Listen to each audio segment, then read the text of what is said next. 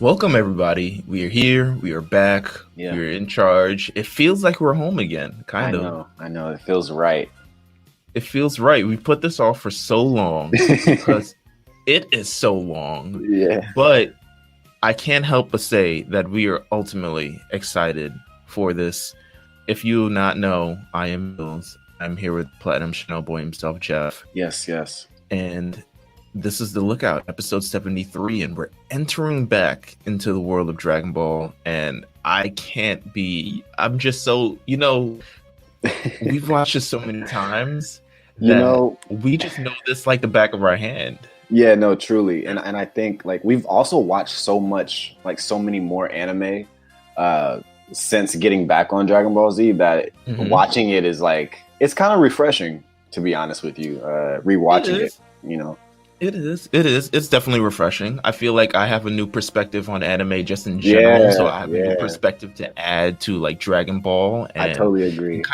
And kind of, there's definitely places where I think they could have improved, but then there are also places like you're not going to get anything like this any kind of where else, and you kind of see why it's kind of top tier, at least for kids in the demographic that we were in when we started watching it. You see the flaws a lot more if you watch some of the things that's been coming out in 2020, 2019, or like even the past decade for that matter. And then when you watch this, you're like, oh, that was ugly. But, again, it's Dragon Ball Z. And like you said, it's top tier. It's still legendary. It's, one of the GOATs. So, yeah, of course, we're still here.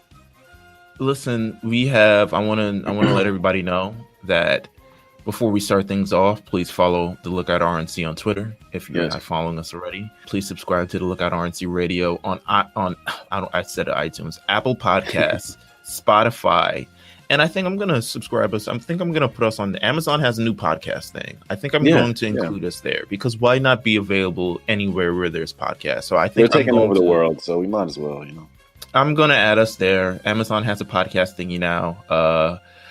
I'm just assuming if you have Amazon Prime, red-blooded American at this point, it's a necessity for sure. It's 100% a necessity. Yeah, you can just subscribe there, but you can subscribe to Apple Podcasts, Spotify, Google Podcasts, iHeartRadio, YouTube. I think we're going to start putting up more episodes on YouTube. But please rate, subscribe, all that other good stuff that we want to promote for ourselves. And we can continue to give you guys amazing content. Honestly, even if you didn't rate or subscribe, we still would give amazing content. But please do rate and subscribe because we give you amazing content. Very important. Thank you for everyone for supporting The Lookout this far. This is actually a pretty big week for The Lookout. We've had huge. You got Manga of the Month, which I'm assuming by the time this podcast comes out, you will have already heard it. Or if you haven't heard it, please slide back to the Big Eyes podcast, which came out on Monday, and you can hear them talk about everything that they talk about this week. Of course, we have the return of The Lookout. Ta-da! That's right. We are here. On Wednesday, tomorrow, we have the debut. What else we got? Jeff's new show, along with Eric. Yes, sir. Showdown. It's a good time, man. It's actually it's a lot funnier than I anticipated because Eric was trying to tiptoe around my passion for Miriam. So he's a chairman guy, so it was pretty annoying. But yeah. Oh my God. All right. So listen, you have at least that to look forward to on Wednesday. Thursday, we're dropping a new episode of Mount Silver. For the people who are playing the Crown Tundra. Jeff, have you touched it yet as of the recording of this podcast? I meant to start last night. I knocked out fairly early, and today is my day where, the Pokemon Master myself, I am back today. So I will be doing that while watching football mostly. All right. Listen, to be honest with you, how long do you think you can...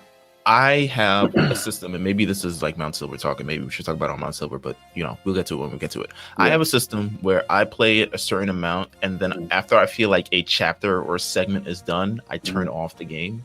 Right. Are you someone who plays it just like you can continue to stand it like all the way through, and like I can do this for 4 hours. I can get all these legendaries in one sitting. I'll probably finish it tonight. To be honest with you. I'll probably continue to play. I'm still into the shiny game and all that fun stuff. So I'll probably be playing it throughout the week, but I'll probably finish the main course of it today, honestly. Yeah. Well, a lot of legendaries aren't shiny locked.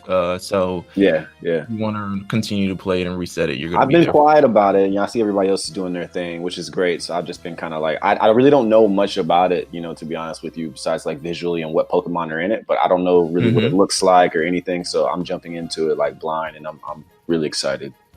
Well, there you go. You have that to look forward to on Thursday, a new episode of Mount Silver, and we should have some special Mount Silver content coming out before the end of this week as well. Yeah.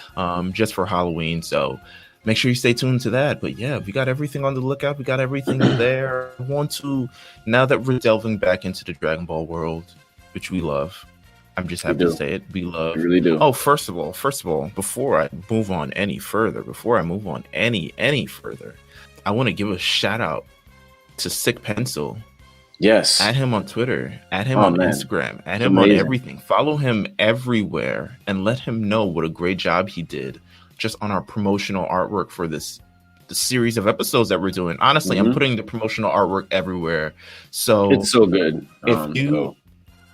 If you do not listen, it's gonna be everywhere. It's amazing. It's worth looking at. It's worth multiple glances. I'm going to put it everywhere. I'm going to put it on our YouTube. I'm going to put it on our Instagram. I might even change our damn avatar so it's reflective of it. Yeah, but I'm putting it looks everywhere like because it was made, for Dragon Ball. Like it's a beautiful, beautiful poster.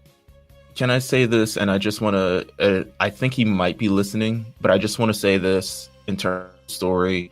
Last week, we essentially we need to get this done. I was recommended by another great artist, Sober Pen. So shout out to Sober Pen as well. I was recommended by another great artist to reach out to him. It was like, yo, I need work done. Like, can you recommend anyone to get this thing done? Like quickly. We need it yesterday, but actually next Thursday. And he was like, yo, hit up my guy. Had a great conversation. Just a great guy from the West Coast. I don't want to get it wrong from where he's from. I think it's Compton. I'm not sure. Quote me. You can always DM me and tell me. Yeah, you can always tell me that I'm wrong. But either way, he's made amazing work overall. You look at his Instagram. He is from Compton. You look at his artwork, everything, and I should have known because of all the great Nipsey stuff that he's done. You look at his artwork, you look at his Instagram, you look at everything that he's done, and it's amazing. So I would reach out to him if you need a commission. If he's accepting commissions, I know how artists get very, very busy and get stacked a lot. So I would reach out to him, but he did an amazing job. And trust me, you will be seeing this artwork everywhere. You will be seeing it. But with that said, had to get that out of the way. Let's revisit something that we haven't talked about in quite a while. What's that? And that is the Dragon Ball Super manga. Oh. Because Goku's up to his old shenanigans. Yes, it quite a stir on the internet over the last week. So I don't even say a week. It's been 2 weeks of hellfire and brimstone for this man because obviously panels leaked, everything starts to leak. It showed Goku giving Moro a sensu bean similar to the thing that he did in the Cell Saga. What are you doing? It shows Moro now taking advantage of the goodwill Goku, as they all do, and somehow becoming even stronger or something along those lines. So it got a lot of Dragon Ball fans up in a flurry. What were your thoughts on kind of the entire thing? I'm not sure. I guess they want to continue to make sure that we know that this is still Goku no matter what. I think he's when I was looking at these panels on Twitter, I was like, how old is this man? To the point where I was like, how old is Goku in Dragon Ball Super? He's 37, 38 years old. When is he ever gonna become any more intelligent? No. It's the fact that he reached down to Moro and said, he reached down to Moro and said, have you ever trained before? Because if you trained, you would be so strong right now, and I would let you go because you would just train stronger, and I could fight you in the future. And I know it's not a Saiyan thing because Vegeta wouldn't allow that shit. No, you know what I'm trying to say? Vegeta would not allow that shit. So it's not a Saiyan thing. This is a Goku thing. I think it's that I grew up on Earth. you know, like I'm kind of soft even though I'm the strongest warrior in the world type shit. Like he's weird. It's the thrill of the fight for him. That's what he wants. He wants people to continue to test him, and he wants to continue to test his strength and reach new limits for whatever reason. But at the risk of putting the rest of the Earth in danger, Jesus Christ, Goku. Moro is like the most dangerous thing that we've probably seen up to date, you know, which is as it should be as far as, you know, when you're talking about antagonists and stories. But I don't know. I can't believe that they turned the clock on us with this. I really can't. It's actually hilarious. Well, luckily for everyone involved, it's almost done. It's honestly been almost 2 years since this arc started in the manga. So the fact that it's continued for so long on a month-to-month basis with about how many pages they put in a chapter, 55 or something along those lines, it's continued this long, and they managed to stretch it out this long, and the anime is still not done yet. Which kind of hurts me because that means this arc in the anime is going to be like a 1.5-year process probably. So yeah, I want to say they've started. So here's the thing. I'm sure they have. It was weird because the anime finished before. I don't say the anime finished before the manga, but the Tournament of Power arc finished in the anime long before it finished in the manga. Actually, probably 7-8 months before finishing the manga. So it wasn't like, okay, we have the blueprint to do all of this. Now I'm kind of wondering, are we going to be surprised in the same way? Are we going to be thrilled, or are we just going to be admiring what they've taken from the manga and made into an anime, kind of like everything else? Right. I feel like if you're a Dragon Ball fan, you're staying tuned to the manga because you just need something to hold you over. There's new Dragon Ball content coming out. It's still been 5 years since they started Super Back, and we went for probably 15 years without new Dragon Ball content. So it's much needed at this point. But there's also plenty of people that love Dragon Ball but don't read the manga. So yeah, you know, this experience will be completely new for them too. You know, I mean, that's fair. That's fair. With that said, chapter 65, this Moro arc is almost done. So it'll be interesting to see what they kind of have planned next. They're expected to start a new arc either in the chapter or the chapter after that. So we could be starting 2021 with a whole new journey, a whole new thing. But with that said, let's get into what we came to talk about on this episode, my friend. Oh boy, the Namek and Frieza saga. Yeah. I'm going to call this the Namek saga thus far. I'll let you know when we get to the Frieza saga.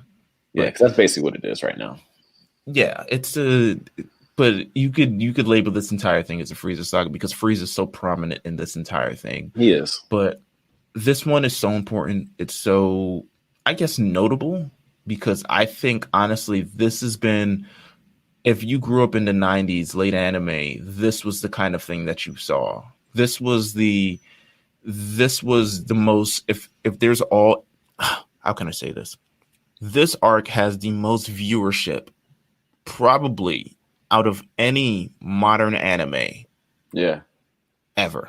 Well, yeah, the importance is so dominant because it was during that, I feel like that true real phase of anime being popular in the West.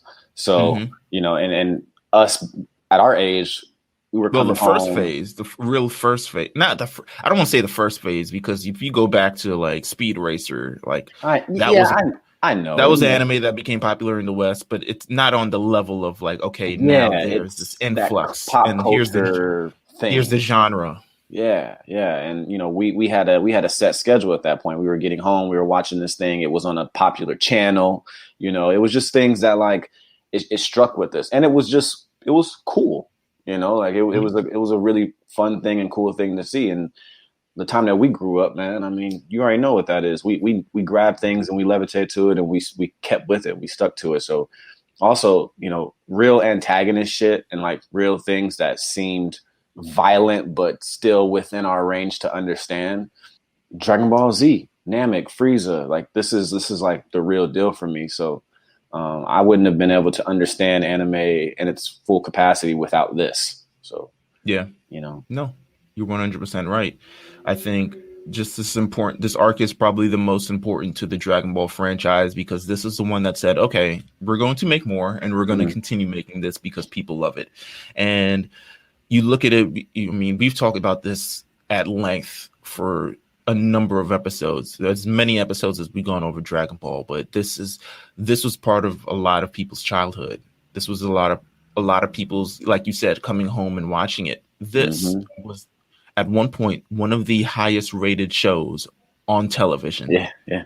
In the demo that everyone looks for, it's the 8 to 14 demo or something along those lines. Those are the kids who are going to want the Christmas presents. Those are the kids who are going to want the video games. Those are the kids that are going to want everything else. So to be able to be so dominant in that genre on cable television, it's not even like network television. It's huge. It's huge. This arc is just so important. Let's talk about Last Time on the Lookout. Yeah. And we're going to include some bit of Last Time on the Lookout with also the stuff that we just skipped over and not really going to talk about. We don't need it. So last time that we actually covered Dragon Ball, it was the Saiyan Saga. So shout out to us for just being amazing. Last time we did it, the Z Warriors just defeated Vegeta. Vegeta retreats back to Frieza Planet 79. Oh, Frieza Planet 79. Tells you how much like shit he was taking, man. Frieza Planet 79. Like, come on. I don't even have names for these anymore. Do you want to call it by its original name? No. It's a Frieza Planet now. It's a Frieza Planet. And it's called Frieza Planet 79. That's too many. Krillin informs the group about the Namekian Dragon Balls because he overheard it from, I think, the Saiyans or Piccolo or a conversation between them. But he informs them about the Namekian Dragon Balls. Actually, it was probably the Saiyans because they were pretty much like, oh, just body Piccolo then. You don't need him anymore. So he forms it, and it's decided they're going to take a trip to Namek so they can wish back their friends. Bulma wants to use one of the Saiyan pods, accidentally blows it up. Shout out to that. It was Namek's, or Nappa's, wasn't it? It was Nappa's. It was Nappa's old pod. Blew it up. So Bulma and Mr. Popo take a trip to the ghetto. Mr. Popo got the crib, man. Listen. He left the lookout. He don't get out the crib often, you know what I'm saying? So no, not at all. But you know what? You're right, because that should be a lot more notable he never leaves the crib, bro. He never leaves the crib. He never, on the very rarest of occasions, he will leave the crib. This is one, I think, a little bit earlier when he gathers the 7 Dragon Balls actually a little bit later in the arc. He's going to gather the 7 Dragon Balls to wish, people off of Namek and et cetera, but rarely leaves the lookout. And he really can't leave now because Kami's dead. So who's really watching the lookout now? Like, we are. Did you tell Korin, like, yo, it's you and I up there. Yo, Korin, make sure if you see anyone going up, just stop him. Just stop him right here. So they go over to the ghetto, and the ghetto called Yunzabit Heights. Yunzabit, and Yunzabit Heights sounds like the hood. Yeah, it don't sound right. Anything with the heights. Yeah, anything with. It don't sound gentrified yet, my friend. It just sounds, it's where Piccolo grew up. So that he had a harsh life growing up. They will go over to Yunzabit Heights, where to find a spaceship that originally belonged to the nameless Namekian. The Namekian that we talked about, the Namekian that we're talking about. We talked about this during the Android saga. Yeah. My Namek is my Namek. My name is my name. Who am I? I am not Piccolo or Kami. I am the Namekian whose name has been long lost to time. It's still funny how we just they just kind of they just moved on from that. Like we never even really got any more else of that. They didn't even like it. Namekian, son of Katas. Now, we don't speak about Katas too often. I don't think anyone speaks about Katas too often. How familiar are you with Katas? I'm not familiar with any Namekians, man. I think they're pointless. They just tell a good bottom story, man. Okay, so Katas is the father that would be known of the nameless Namekian. And the nameless Namekian would be the person who splits into the demon Piccolo and Kami. Yeah. Who would then, the demon Piccolo would then shoot out an egg and birth Piccolo Jr., which is known as the Piccolo today. So Katas is the grandfather of Piccolo Piccolo's that we grandfather. know thus far. Yes. Okay.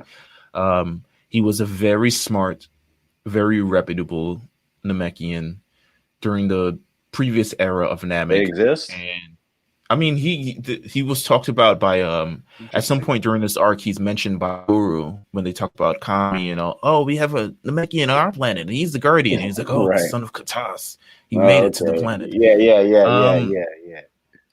So it gives us a little bit, this section. I think it gives us a little bit of backstory of Piccolo, of Kami. And I'm honestly, what we're doing now is doing a lot more effort into that backstory than they do in the show, because this is kind of where it ends. I guess it is needed, because it's one of the reasons why I think Namekians don't even have the respect that they deserve to an extent, because they don't really, the creators, the history really isn't told. Yeah, they just use them as an outline for the important things that happen. Watch these people get murdered because they have Dragon Balls. Right. So it's like there's so much history. I mean, you see it's like viewing, okay, so how can I say this? It's like viewing Goku. You realize he's a Saiyan. Oh, there used to be a planet of Saiyans. Oh, we're getting a bunch of history. Yeah. On the other side of the coin, you have Piccolo and you have Kami. These green guys, you've never seen them before. They're called demons. Now you realize, I mean, Goku was once an Earthling. He is now a Saiyan. Piccolo was once a demon. Now he's a Namekian. So you're adding a little bit of the history. You're opening up the world, which is what Dragon Ball Z is. You're opening past Earth itself and into the galaxies and into the universe. That's what every kind of step, a new era of Dragon Ball kind of does. Dragon Ball kind of kept it close to Earth. It used to be in certain things, and then it became a world sort of, excursion. Dragon Ball Z takes it a step further. They travel throughout the universe, travel throughout the cosmos. Dragon Ball Super takes it further, multiple universes, the entire, ethos or whatever the hell it is, learn about all types of different things. Right. So you have this backstory of the Namekian people, and in short, the backstory of it is Piccolo was sent to this planet. I hate the fact that the story is so similar to Goku's, kind of in a way. They got lazy. Yeah, well, yeah. They called it. Yeah, so they just called it, I think. Goku's was like, oh, Frieza's about to destroy this planet. I mean, in the new version, Frieza's about to destroy this planet. Let's send our son away. Or as opposed to like, we're sending our son to planets to blow shit up. You know what I'm saying? It kind of depends on whichever story you want to go to now. Exactly. But the Namek story is that there was a major climate storm effect, something disastrous that wiped out almost all of the Namekians. And to kind of beat that, they sent Piccolo and I think a few other Nameks. We still haven't learned about the other Nameks, but they pretty much sent out a couple more Nameks and said, okay, we got to get them off this planet so our thing can survive, our race can sort of survive, even if no one survives on this thing. The only one who survives the initial destruction of Namek is Guru, and Guru is then tasked to repopulating Namek, where we get to Namek right now. It would be a great TV special, manga chapter, something. Would you accept an entire like Namek show? No. No. Like a little give me an episode, give me a TV special, a miniseries. No. You don't even want a miniseries. You don't even want 6 of them? No, there's not. They're battling weather. What are they battling? Like, it's not a true destruction. Unless we learned about, unless it's like, so they do it in like Namek's like Wakanda, and it's like this highly technologically advanced shit. And Planet Namek 2, right? A whole another planet we just didn't know about. Everyone's wearing their sacred garb. It's beautiful. It's lush. Technology's so advanced. No one has learned about this planet because it's in the depths of the universe somewhere. And then some storm comes in and fucks it up, and that is the end of everything. And Guru himself, who should be a lot more scarred than he is, but I guess he's more grateful and old now, should do it. But if they decide to take that and just really decided to give history and like, okay, we're giving this credence, we're giving this culture, we're doing a little bit thing, I'm not mad at it. but I don't see them doing that. But you don't want 6 episodes. You want like one that's like maybe an hour. Yeah. That's it. Like one that's an hour long and call it a day. Yeah. Imagine Black Panther was like 12 episodes. Like, I know, right? Well, but you're right, though. I feel like we do have, there is enough history that they just haven't given us for them to do it. I just don't know if it'll ever be done. You know? Well, that's my major gripe against kind of everything. Kind of looking back at it now, reading a lot of anime, kind of exploring a lot of different things, revisiting this arc, which I haven't done in quite some time to like really pay attention to it. That's kind of one of my major irks with it, but we'll get to that when we get to that. So the gang, Krillin, Gohan, and Bulma depart for Namek without Goku. First mistake, but you know we got to do things. So who's messed up right now, man? Yeah, he's still, his legs, his arms, everything is broken. Eastern medicine has not gone as far as it did to restore people yet, but luckily they have sensu beans that's going to show up eventually.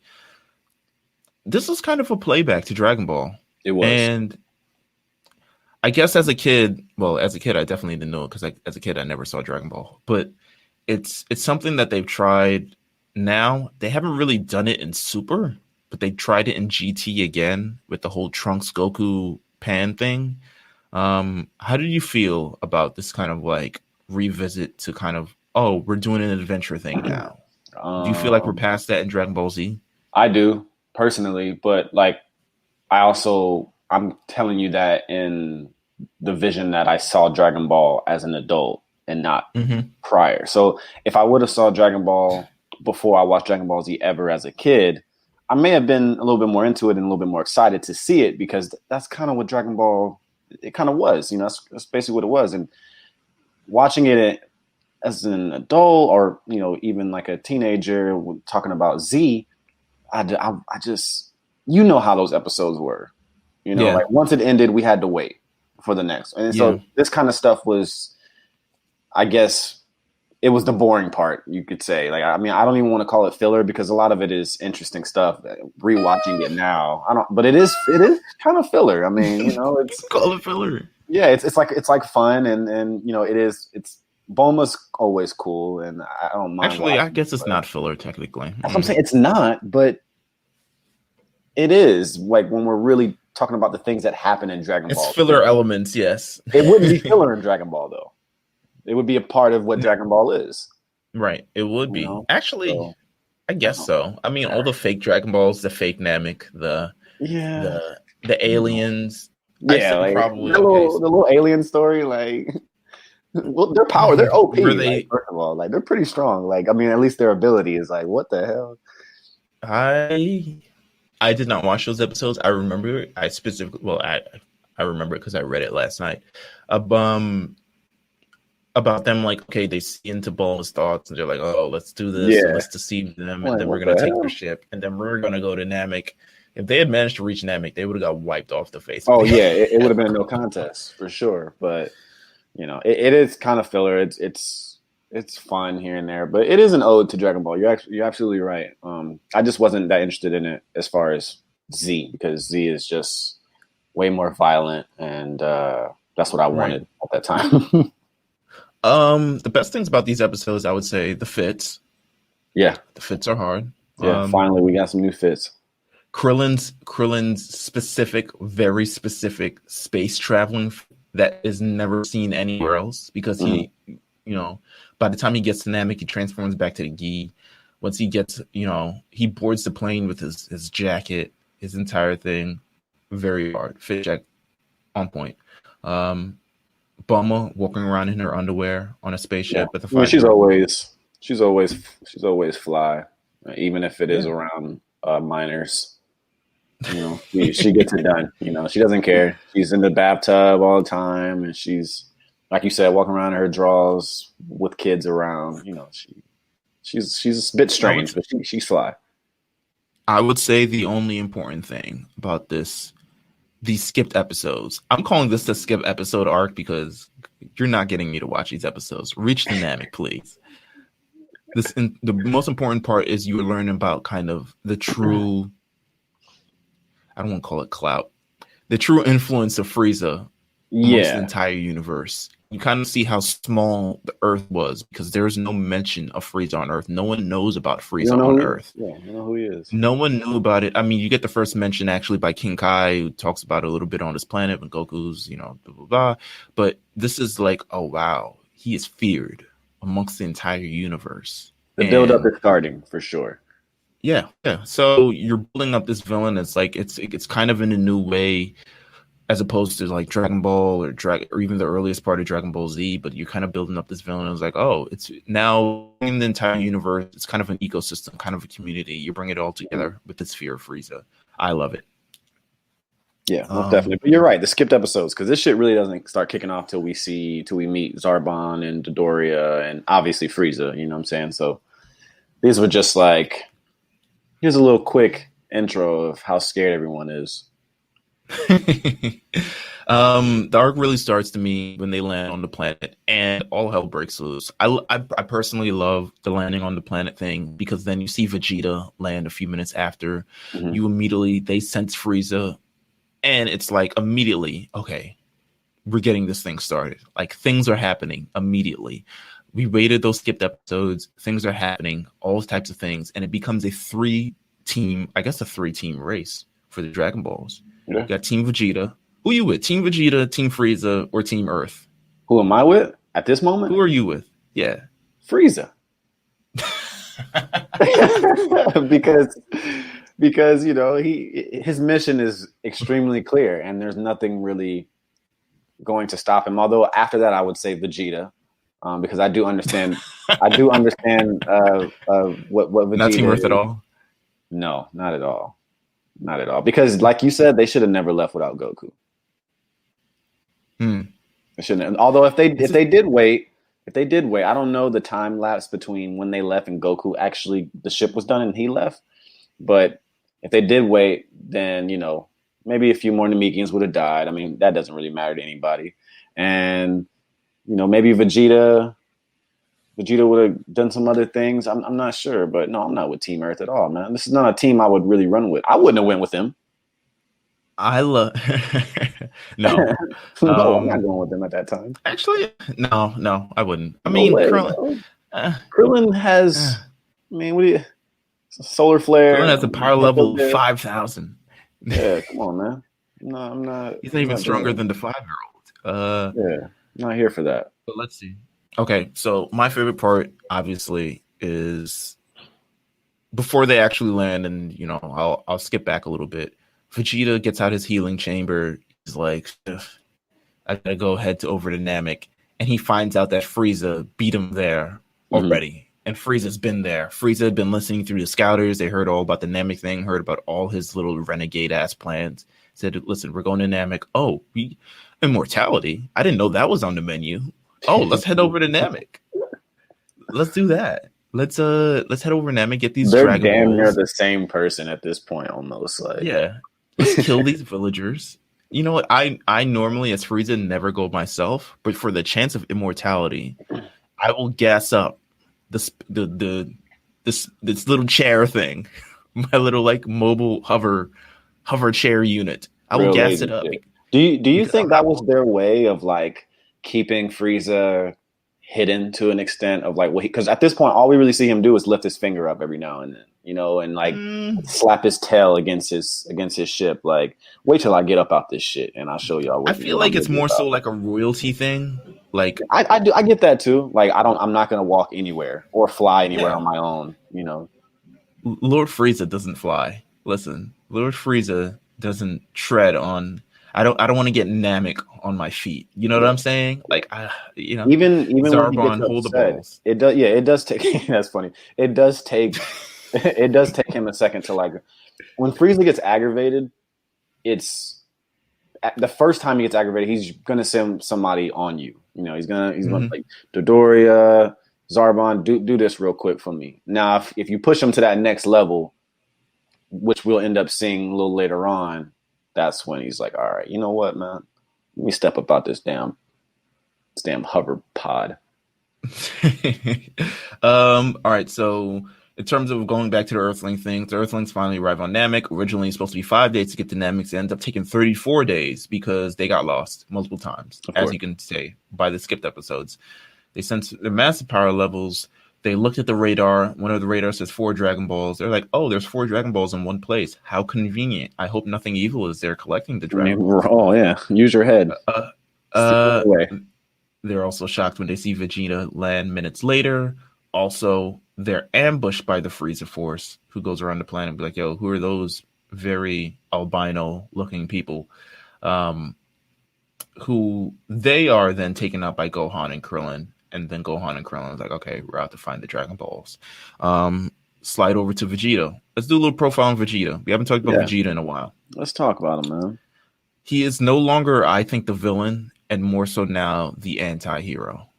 Sure. He's still a little bit villain. He's still a little bit villain. Yeah, you're going to see him kill some Namekians, which, again, it's fine with me. But, you know, with Vegeta, his purpose has kind of it's changed. He's not really thinking upon evil ways. He's just trying to get these Dragon Balls. You know what I mean? Like, I agree with you absolutely. Like, he's not like, because I mean, I guess if that was his case, he would just go to Namek and blow it up. You know what I'm saying? And call it a day. But I mean, he has a purpose. He's there for a reason. He's there for the Dragon Balls specifically, but he's not alone. He was followed immediately by Kui. Let's talk about Kui. Let's talk about Kui. Kui. He's in several games. He gets games for whatever reason. Too many? A little bit too many. Between Kui and who's the other guy that Vegeta fights at the beginning of the Buu arc? I want to say it's Pui Pui. Is it Pui Pui? Pui Pui and Kui? Is it Pui Pui? Yes, it's definitely Pui Pui. A little bit too much. But I like the fact he's Vegeta's first adversary. It's a clear divide now. Vegeta is not Frieza Force. I don't rep that gang no more. So all this talking that you're doing is not going to work on me. It's also the harsh reality that Saiyans get stronger after every battle, which is 100% unfair, but it is what it is. It is what it is. It's in their blood. Yeah, so Vegeta ruthlessly and impressively destroys Kui as soon as Kui lands on the planet. This is Vegeta body number 1.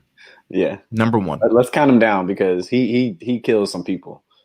Number 1. I did this on Lookout Hours. I'm doing this here. It's his body number 1 because there's a lot of bodies that fall to Vegeta's hands on this planet specifically. Zarbon picks it up on the scatter. He's like, yo, I think Vegeta, who's never been over the power level of 18,000. By the way, do you miss power levels? Do you miss scouters? Man, do you miss the simplicity of it? I like the scouters were visually, I think they're cool, but I don't think they're needed. I do miss power levels, so I miss the simplicity of it. Yeah, I know that now and where we are currently in the Dragon Ball world, like it's totally irrelevant, and keeping up with them would be just too much. But at this point, man, power levels were so fun because they actually put a number between, you know, so we knew who was where and how strong that person was. I thought it was cool, like and how they're improving. Yeah, I used to go on forums back in the day, like, and just have a full list of, you know, everyone's power level, and I could always skim. Okay, so that's where Piccolo kind of sat, or that's where Gohan was around this, and you know, it was good times. Like, you know, this is obviously before internet was really without weighted clothing. Right, interesting. Okay, that works. I like that. Super Saiyan, that's how strong, you know, and it's just like you really get to see the difference between Frieza's transformations too. It was nice. It was nice. And obviously we know that they're getting stronger, but we didn't know where they set between everyone else. And so, yeah, it was a simpler time for sure. But now it was simple, irrelevant. Yeah, it was linear. I think it was different than most other animes who kind of just like always use techniques to determine how strong techniques and will and power of friendship and et cetera, to determine how much stronger someone is than someone else. So, you know, it was interesting. They had their own little scale. It worked for a while. It no longer works. It no longer does anything. That's fine. Zarbon picks up on a scouter. Frieza says, I'm not worried at all. Fuck Kui. Kui is not. Kui isn't even the strongest Midoriya to my left. If Kui dies, it is a blip on the radar. Come I have on, Frieza. listen. I got more quees at Frieza Planet 79. Okay, Come it's on, not a, Frieza. it's not even thing. But he's well aware of Vegeta's plan to topple him. He is Yeah. like, I know Vegeta came to this planet to look for the Dragon Balls to become immortal, so one day he could rise up and kick my ass. I And I'm actually, not gonna let that happen. man, I love that Frieza didn't give a shit about this. And the reason why is because it continues his legend. It's like, man, if he doesn't care about this, then he really must be on some other shit from a power standpoint. You know what I'm saying? Like, and I think they have to keep showing that to us. Like, it's irrelevant. Some of these things around him are so irrelevant. We don't really know how powerful he is at this point, but they're hinting at it just by his negligence to care about whatever else is happening. And that is like important to try to build his character up. Like, damn, this man Frieza must be really on some other shit. He's like, Vegeta. I guess. Like, it's a. You kidding me? I blew up his planet. I don't really. You think I'm worried about this? I'll see him eventually. Yeah, that's his attitude. And I'll check him myself. Yeah. He's like, if he pulls up, so be it, Zarbon. I'm not tripping about this shit. Let's keep this shit going. Yeah. All right. And let's talk about Zarbon, Dodoria, and Frieza. First of all, Zarbon. I don't want to say a big three, but Zarbon got the Hardy Boy sleeves. Oh my god. Listen, the big three thus far. The big three for Vegeta, maybe. I don't know. They don't really last that long, but the first impressions, they're sticking up in the Namekian villages for their Dragon Balls. They get the fourth one. They flying off to the fifth one right now. We get our first look at non-Piccolos and non-Kami Namekians. Not impressed. Not impressed at all. Not impressed. We're now moving over to the section which I unfortunately call Namekian genocide. Why unfortunately?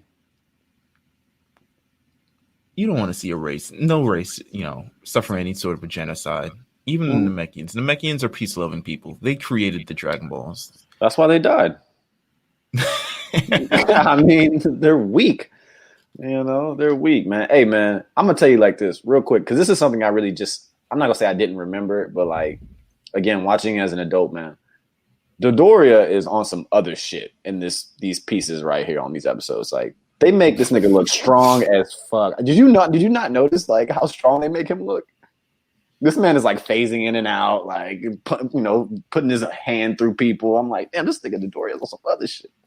They need to, because this is the first establishment of Frieza's henchmen, and you gotta get to see the levels of henchmen. I get it. And you see Dodoria is on a different level. He really Dodoria is. doesn't care. Really is, and this is why he's in close proximity to Frieza, and Kui isn't in close proximity to Frieza. Frieza knows I can make this nigga do whatever I want, and he gonna kill y'all. Frieza knows Dodoria will catch a body at any point, and no it's just without hesitation.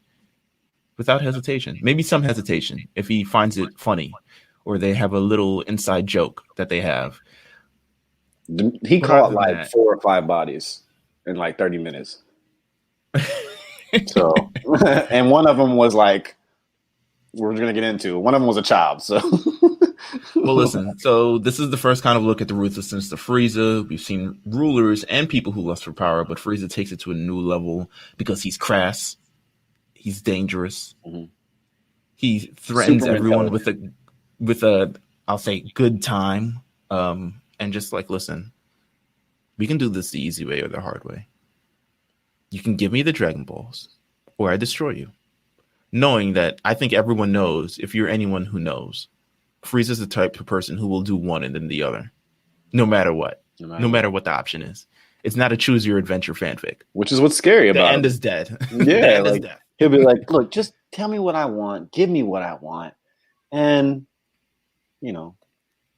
maybe I'll let you go. Vegeta's listening to this whole conversation throughout the Scouters, and I find that I was like, all right, this is the flaw of the Scouter system. It has to be. If you can hear, you gotta know everything, right? Yeah, you hear this entire back and forth through the Scouters.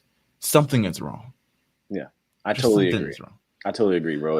It's definitely one of those things where you're like, okay, how can you hear another conversation, but you not be able to pinpoint who else has a Scouter and who's like the location? It's a huge flaw in the mechanics of the Scouter. Oh my God, get Apple on this, please. because Apple at this point, We're Apple made a almost scouter. there, I know man. power level, We're almost there. Wi-Fi, everything, LEDs, A15 bionic chip, all types of shit. Get that shit. So let's get into it. Obviously, Namekians versus the Frieza Force. I personally love the animation at this point. I think the animation They turn up. It takes they take it a step further from. I don't even think we've seen animation this good since like the end of Dragon Ball. Like, there are definitely a few points during the whole Vegeta versus Z Warriors fight, but I don't think we see anything this good since the end of Dragon Ball. They get these like it down pat. When the Warriors show up, the entire battles, the explosions, everything, it just looks the great. music is suspenseful. It's really 100%. I love the fact that the Namekians aren't taking this necessarily lying down and letting invaders walk all over them, even though the invaders will 100% walk over them eventually. The Warrior Clan shows up.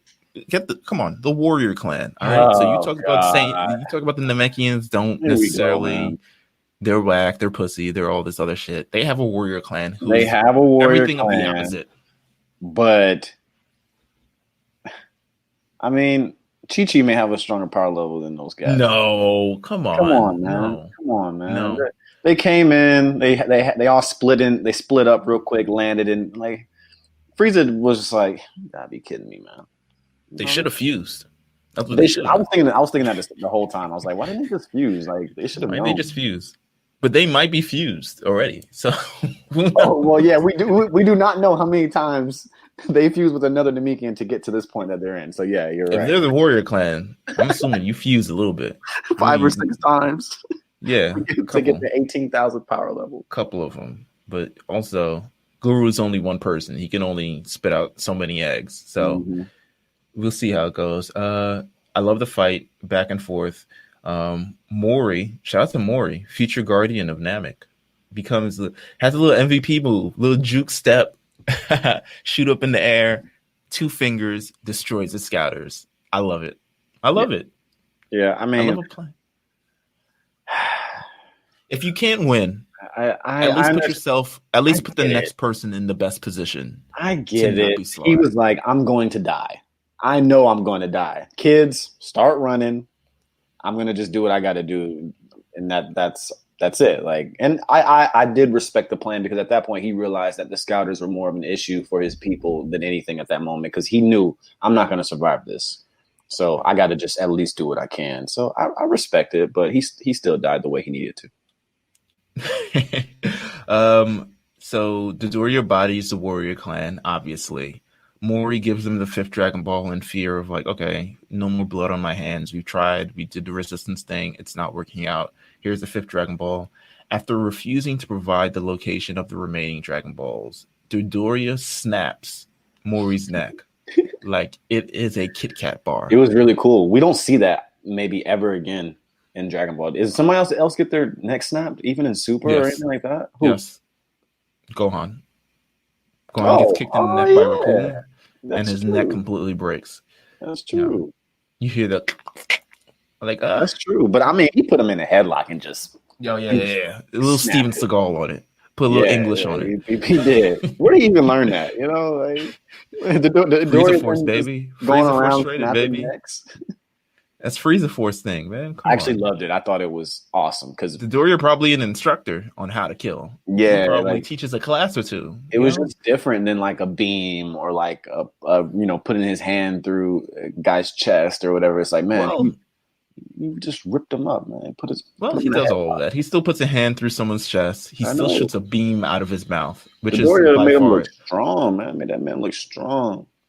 He kills cargo. He's over. I know no one to me. Like he's out of here. He's out of here. I know no one knows Cargo, but we didn't even get the chance to know Cargo. Dende he was 4, 5, whatever age Dende was. Him and them, they were just different fits of the same clan or something along those lines. Dende luckily escaped. We could have not had Dende, by the way. It could have been Cargo. It could have been exploring with Cargo. Just Cargo and Cargo. Cargo's dead. Dende, Gohan. Well, I put Goku on a notes. I wish Gohan comes out of the hiding because he can't stand this anymore. He's been watching. They've been watching from a mountain above. Been slowly getting like, oh, you sense a power level? Must be a rat or a fish. Or a bird. What? They didn't even care. Sometimes y'all read bird power levels. I'm sure they get bored every time. I would get bored with my scouter and just be like, man. I wonder what's the power level of that. Yeah. Let's see that. Which one of these New York pigeons got the highest power level? Who's the king of pigeons? I mean, it's there. Gohan comes out of nowhere and kicks Doria. Let me tell you this. I love a surprise kick out of nowhere. It never fails to pop me. Ever. Because it happens so often in this arc. Someone will come out of nowhere and kick the shit out of somebody. Right. I'm always for it. He kicks Doria. Krillin grabs Dende. They race off. Frieza and Zarbon, they don't even like go after him. They're kind of like, what the fuck just happened here? Right. They're like, wow. Not even that. They're like, wow, that just happened. That's kind of their expression. Like, wow, that just happened. Dodoria, get off your fat butt and go get that. I love it. I love it when Frieza just comes up with the animosity, just the disrespect. Dodoria, get off your fat butt and go find him. He's a dick. And at that point, Dodoria has really been like doing the work for Frieza. So I was like, damn, Frieza, come on, man. This nigga's out here doing this shit for you right now, man. I was all in on Dodoria at this point. I'm telling you, like, I was never in on Dodoria. He looks so super ugly.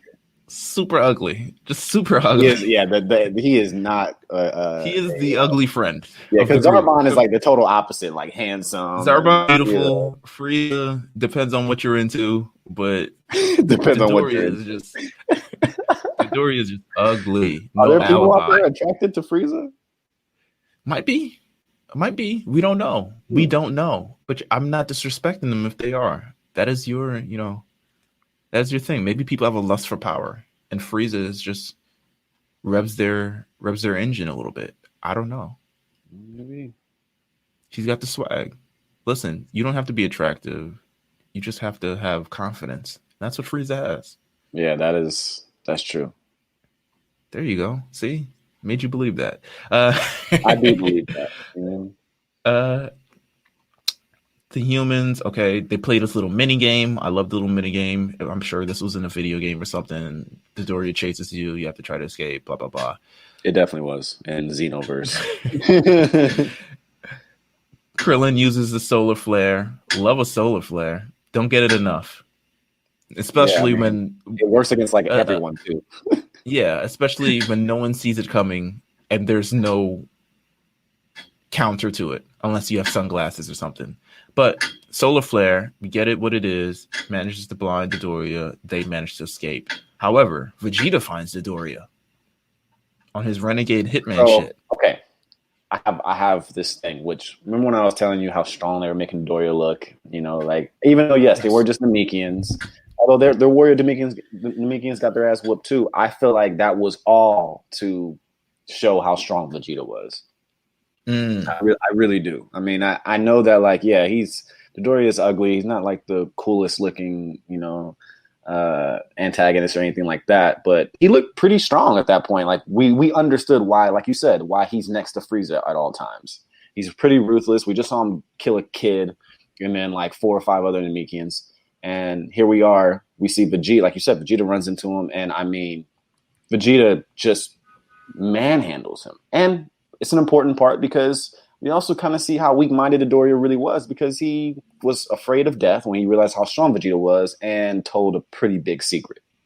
Whew, boy, did he ever spill the tea. Let's talk about it. He spilled that shit. Dodoria, who says, if you don't kill me, I'll let you know what actually happened to Planet Vegeta. And he's like, what do you mean? What happened to Planet Vegeta? And he says, oh, you didn't know that a massive asteroid did not hit your planet?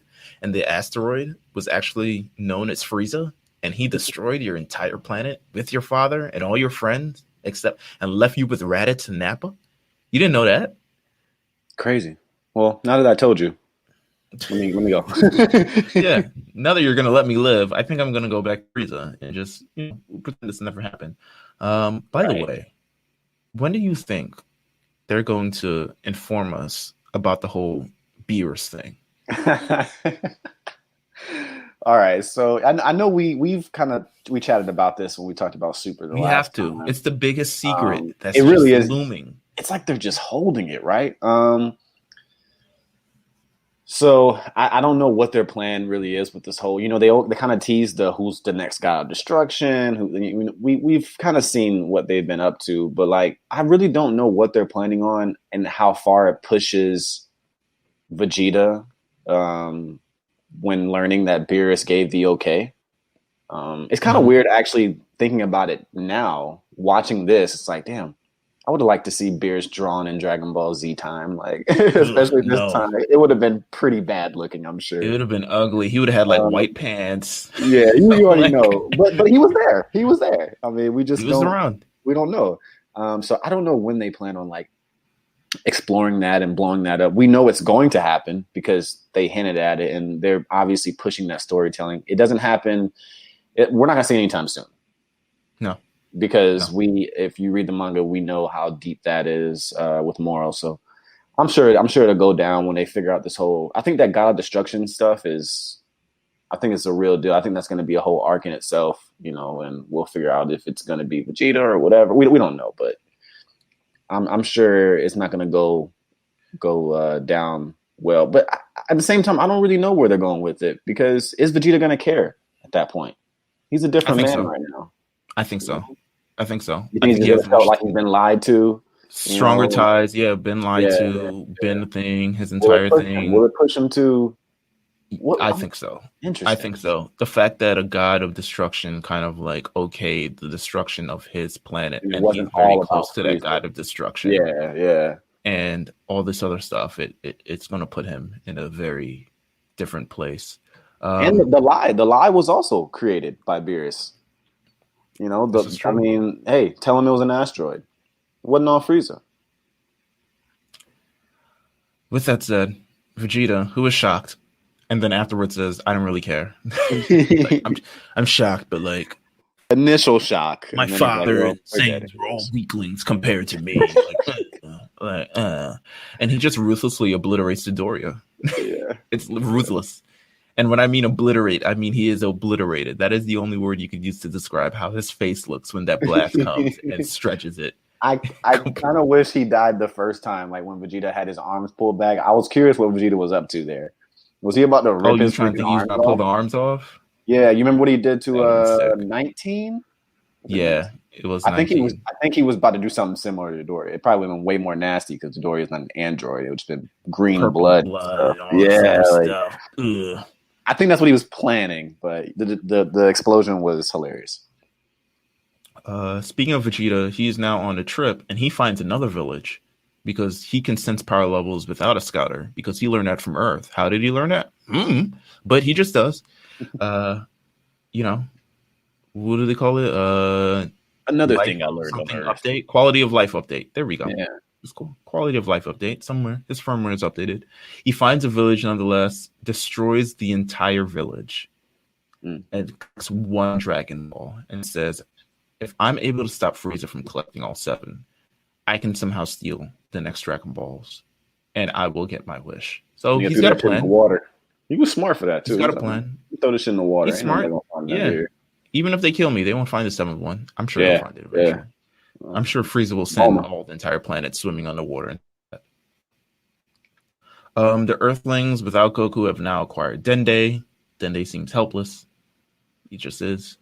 But you learn a little bit about Namek and all this other stuff. They have conversations. There are no female Namekians. Who are you? Oh, wow, etc., etc. They learn about the eldest Namek. And they said, who has the last Dragon Ball? Because currently 5 is in the possession of Frieza. 1 is in the possession of Vegeta. And for them to even be in the race, they need 1. Mm-hmm. So they decide Krillin and Dende are going to fly over to meet the eldest Namek, who has the last Dragon Ball. That is where it ends on sort of Namek. Back on Earth, actually a number of episodes ago, Goku recovered with a Senzu Bean, has officially left for Namek without the cappuccino machine. I wonder if that was a dub. I wonder what the actual dub says.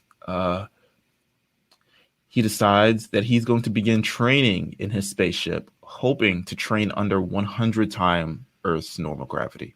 And that will somehow make him 100 times stronger, because that is how that works. That's how it works, huh? Gravity. He also narrowly avoids the spaceship being pulled into a star by shooting a Kamehameha at it. Mm-hmm. Pretty cool.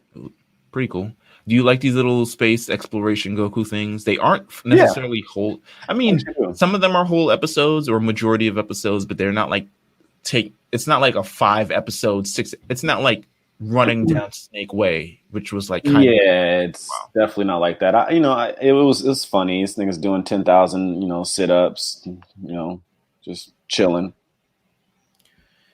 Dead guys are now on King Kai's planet. Yamcha, Tien, Piccolo all arrive on King Kai's planet. They follow, I guess, the normal scheme of things, which is if Goku trains under it, then these other guys have to train under it as well. If Goku trains under Korin, these guys are training under Korin. If Goku trains under Kami, these guys are training after Kami. If Goku dies and trains on King Kai's planet, these guys are dying and training on King Kai's planet. Except, the 100 times gravity doesn't work well for Yamcha, apparently. But the dead guys, they arrive on King Kai's planet. Guess we missed each other at the check-in station, Yamcha says. I was like, what?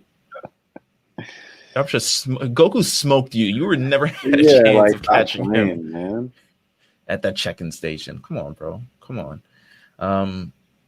They all seem like dorks. I only say this because we watched Dragon Ball Z before Dragon Ball. Right. We had no idea how cool all these powers are. To me, when they die and are on King Kai's planet, they are more dorks than they've ever been ever. Mm-hmm. Because now they're eliminated from the entire prominent storyline in this arc because they're training, and they train. But as soon as they leave Namek, or as soon as they actually are revived, they are no stronger than everyone who stayed alive. Yeah. I mean, the training for them is like, we're going to train just like Goku is right now. But like, it really doesn't mean anything. They're just bored. No. So there's, what did I say here? I think that's kind of it. We can kind of wrap it up here. I mean, there's so much history. I'll talk about it a little bit later on in terms of my qualms with the entire arc, because we haven't reached a point where it becomes most prominent. But we're getting started. We're here. I actually learned something in researching all of this, that the Namekian Dragon Balls were actually made from the Super Dragon Balls. I was like, whoa, that's pretty crazy. I was looking at it. I was like, I'm trying to find a source where this was cited, but I can't find it. It must be somewhere in Super or in some sort of reading or something. Off pieces to create their own. That's what I heard. Interesting. How did they stumble on the Super Dragon Balls and no one else has? And there's no mention of it ever. And they're huge. And it's like, oh, Frieza's destroying our planet. He's got the 7 Dragon Balls. Maybe we should go and find those Super Dragon Balls. Remember those? Maybe do something about this. Yeah. I don't know. But with that said, I think we can wrap up here. This is just our first episode, our first check-in. We cleared a bunch of episodes. We still got a bunch more to actually clear. Mm-hmm. But it's going to be fun on the way, though. So it's going to be fun. Next episode, let's talk about what's going to happen on our next episode of Lookout, which will be coming next week, Tuesday. So make sure, if you want to continue hearing this, you should stay subscribed to the Lookout and just follow us on Apple Podcasts, Spotify, Google Play, YouTube, all this other stuff. Soon the Amazon podcast. Follow us everywhere. Stay tuned. Next episode is Vegeta. Vegeta's might be peak Vegeta. This legitimately might be peak Vegeta. So that is what next episode is. Next episode is peak Vegeta. Vegeta doing all his running around, scheming at a high level, destroying at a high level, intimidating at a high level. This is really everything that happens before the eventual humbling. And boy, is he humbled. It's coming. It's bad, but it had to happen. Boy, is he humbled. And with that, we kind of wrap things up here. Thank you guys for tuning in. Of course, you can continue, as you said, subscribe to us, follow us on Twitter at The Lookout RNC, follow us on Instagram at The Lookout RNC, and we got some stuff up there as well. Make sure you continue to stay subscribed because we have so many shows. Like we said, tomorrow, Showdown. So after you listen to the show, it's going to be a great week. The subscribe button. Yeah, you'll get the download and it'll be there. You can also listen to the Big Eyes podcast while you wait. If you haven't heard it already, you can also stay prepared because Thursday, the Mount Silver Boys, me, Jeff, Pat, we're going over Crown Tundra. So that's something to look forward to. And we got a whole bunch of other content on RNC Radio. Are you guys doing part 2 of your RSPN? Yes, we are. Okay. Yes, we are. So, and our season may be back way sooner than anticipated too. So, yeah, me and Mark are we're working on some things. Yeah. So you have that to look forward to. If you're interested in sports, you can follow the Elite Media Group on everything there. And also, A Show this week. By the way, 3-year anniversary of the A Show. Incredible. Tomorrow. Wow.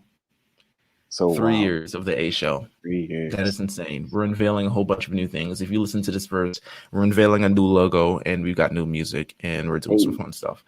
So I'm letting you guys know that because I like that you guys listen to this podcast. But with that said, thank you guys for tuning in. Once again, I am Meelz. That's Platinum Chanel boy himself, Jeff. Yes, sir. Don't meet us there. Beat us there. It's been The Lookout. We'll see you guys next time. Take care. Yeah.